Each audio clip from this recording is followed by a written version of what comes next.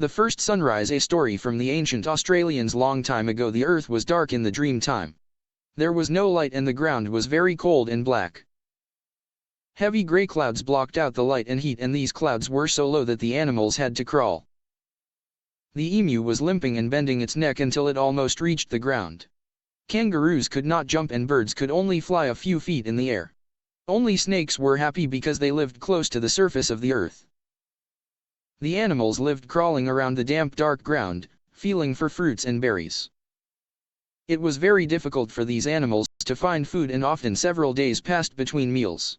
The wombat became so teased by frequent collisions of creatures with it that it dug itself a hole and learned to sleep in it for a long time.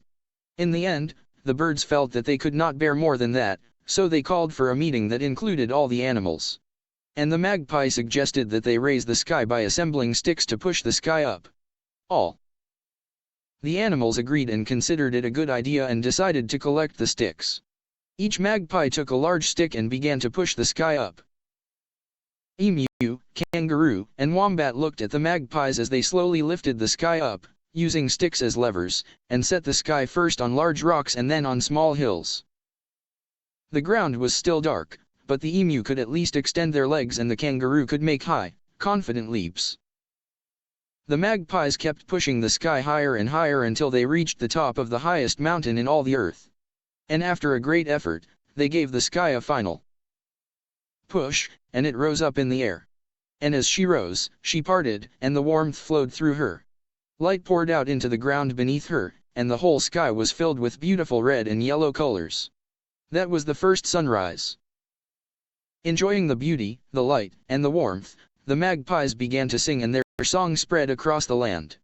And now, every morning, when the sun rises in the east, it kindles a fire to prepare the torch with which it will move across the sky daily.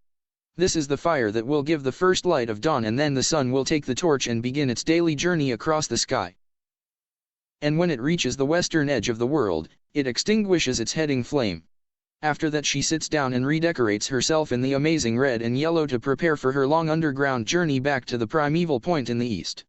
And yet, every day, when the sun rises and lights a fire in the early morning, all the magpies greet them with their beautiful singing.